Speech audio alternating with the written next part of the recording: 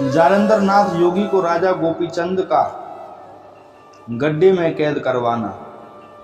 राजा गोपीचंद ने जब अपनी माता को रोते देखा तो नहाना धोना भूल अपनी माता के पास जा पहुंचे। आगे आगे गोपीचंद और उनके पीछे पटरानी लोमावंती भी पहुंच गई। गोपीचंद ने अपने दोनों हाथ जोड़कर माता को प्रणाम किया और उनसे रोने का कारण पूछा कि हे मातेश्वरी, तुम किस दुख से दुखी हो रही हो? क्या किसी ने कुछ अपशब्द कहकर तुम्हारा अपमान किया है? अपने रोने का कारण अपने बेटे से कहो। राजा गोपीचंद की बात सुनकर राजमाता बोली, बेटा, मुझसे किसी ने कुछ नहीं कहा। मुझे तुम्हारे पिताजी का ख्याल आ गया, जिससे मेरी आंखों से आंसू निकल पड़े थे।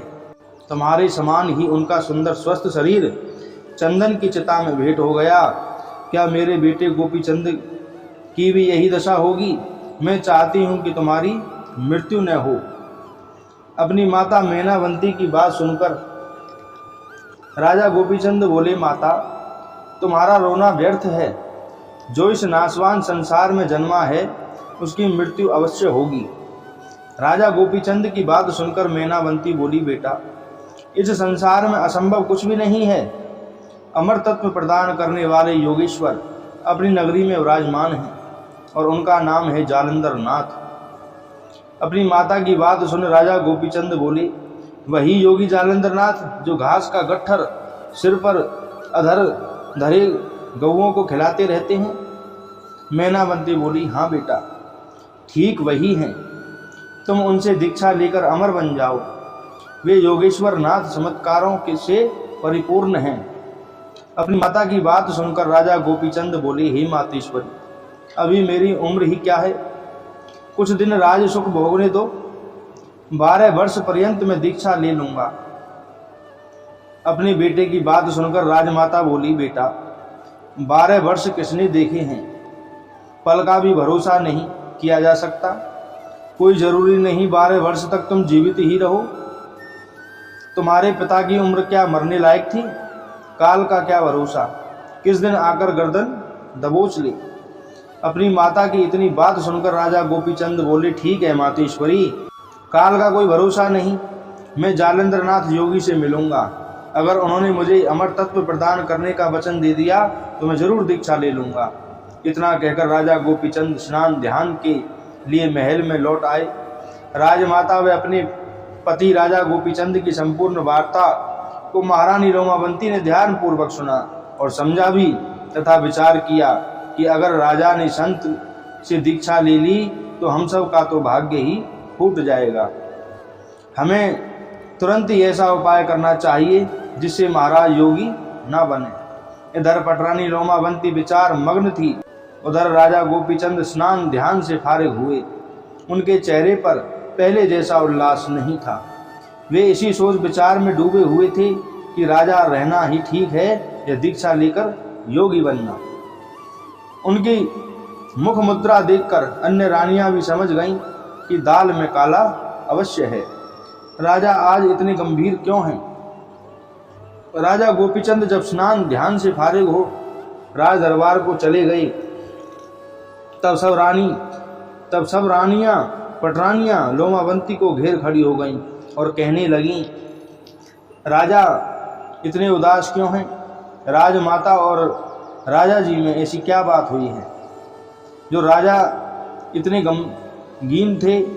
सारी घटना पटरानी लोमावंती ने सबको सुना दी, जिसे सुनकर सारी रानियां भयभीत हो गईं और लोमावंती से कहने लगीं, अब हम लोगों का क्या होगा? पटरानी लोमावंती बोली, बिना त्रिया चरित्र रचे हमारा कष्ट दूर न होगा। अविलंब ही कोई न कोई उपाय करूंगी। त्रिया चरित्र की रचना। अगले दिन जब राजा गोपीचंद सोकर उठे तो अपनी पटरानी लोमावंती के अंतपुर में पधारे। पटरानी राजा को आया देख रोने लगी। राजा गोपीचंद ने अपनी पटरानियों के नकली आंसुओं को असली आंसू समझा। वे लोमावंती से पूछने लगी, महारानी, तुम्हारे रोने का कारण समझ में नहीं आया। राजा गोपीचंद की बात सुनकर पटरानी ने उत्तर दिया, मैं अपने भाग्य पर रो रही हूँ। राजा बोले, कैसे? मैं कुछ भी समझ नहीं पाया। रानी त्रिया चरित्र दिखाती हुई राजा से बोली, जान बख्शी जाए तो सत्य बात प्रकट कर दो। राजा बोले, तुम्हें सत्य बोलने में जान बख्शी की क्या जरूरत है, वह भी पटरानी को, जो मेरी हृदयेश्वरी है, जो मेरे हृदय में समाती है, जिसका मुख देखकर मैं जीता हूँ। जो भी तुम कहना चाहती हो बेधड़क होकर कहो। रानी लोमावंती बोली, बात कुछ ऐसी है जिसे सुनकर आप क्रोध करेंगे, पता नहीं आपको विश्वास आएगा या नहीं। राजा गोपीचंद बोली, सच बात सुनकर मैं क्रोध करूंगा, ये तुमने कैसे जाना? तुम निश्चिंत हो, सब कुछ कह डालो।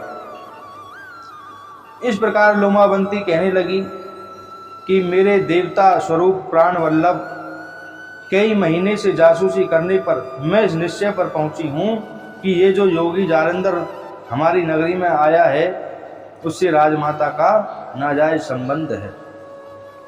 राजमाता सबके सो जाने के बाद अर्धरात्रि पर्यंत नित्य ही योगी की कुटिया पर पहुंच जाती है।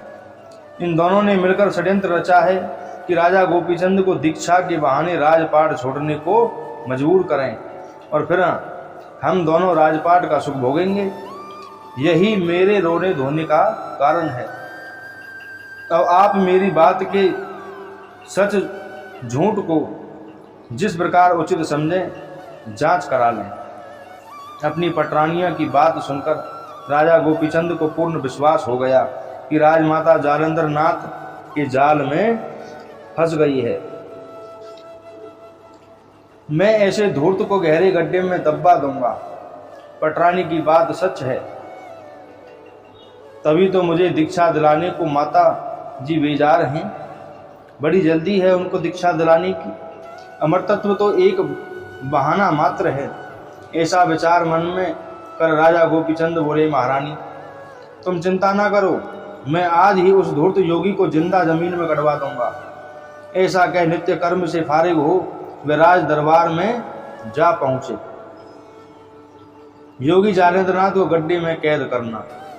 राजा गोपीचंद अपनी पटरानी के त्रिया जाल में फंस गए। वे अपनी सुध बुध खो बैठे थे। उन्होंने अपनी मंत्री गृह में पहुंच प्रधानमंत्री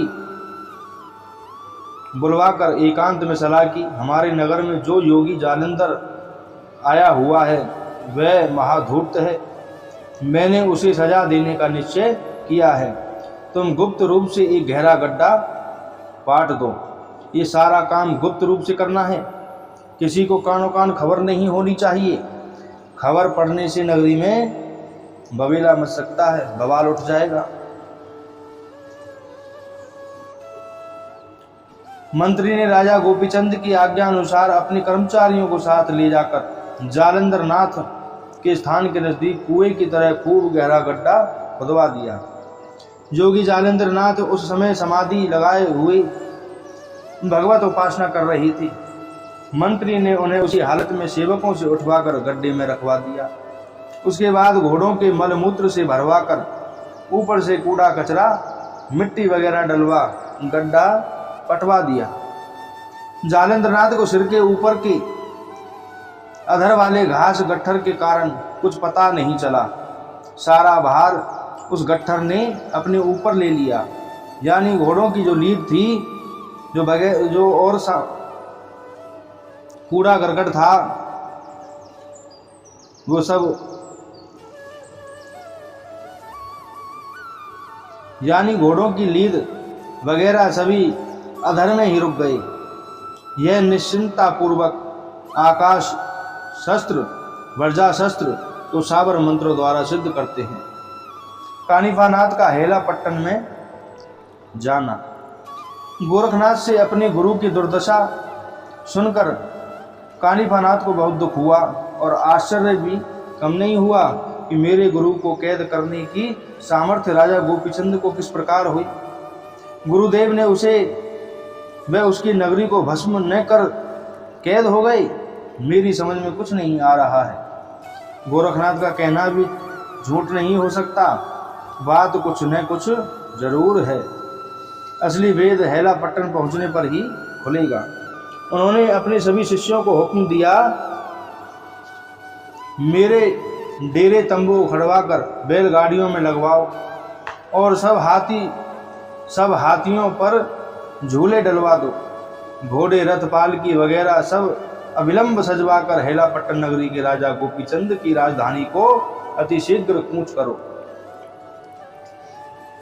कनिफानाथ योगी की आज्ञा सुनकर उनके सभी शिष्यों ने डेरे तंबू उखाड़कर सब सामान बैलगाड़ियों में लदवा दिया और हाथी, घोड़े, रथ, पालकी सब सजवाकर बाजे गाजे के साथ राजसी ठाट बाट बना अपनी सवारी पर चढ़कर कूच बोल दिया और रात दिन मंजिल दर मंजिल पार करते हुए गोड बंगाले प्रांत को हेलापट्टन नगरी में जा पहुंचे।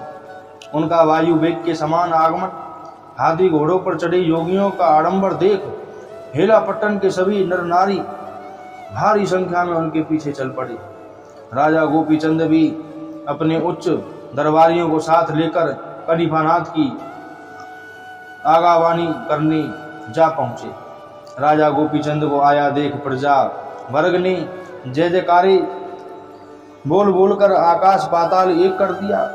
राजा गोपीचंद ने कनिफानाथ को हाथ जोड़कर प्रणाम किया और उनको अपने साथ लेकर राजभवन आ पहुंचे। राजा गोपीचंद ने एक बड़े सिंहासन पर बैठाकर उनका स्वागत सत्कार किया और अपने मंत्री को आज्ञा दी कि आप सब संतों के ठहरने की व्यवस्था करवाकर उनकी सेवा सत्कार करें। राजा गोपीचंद की आज्ञा सुनकर सब प्रबंध मंत्री ने करवा दिया। बोलो गुरु मच्छिंद्र नाथ की जय।